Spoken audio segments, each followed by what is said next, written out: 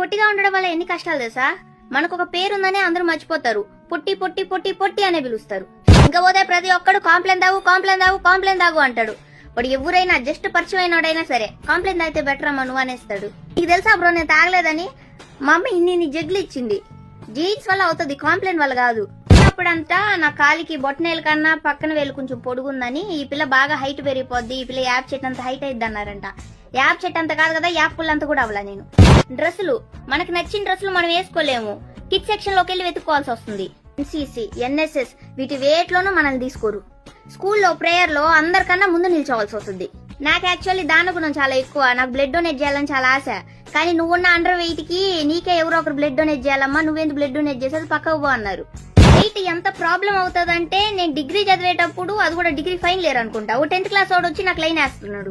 Water world ఆడుకోవడానికి పోతే చిన్నపిల్లల స్విమ్మింగ్ పూల్ లో ఉండాల్సి వస్తుంది.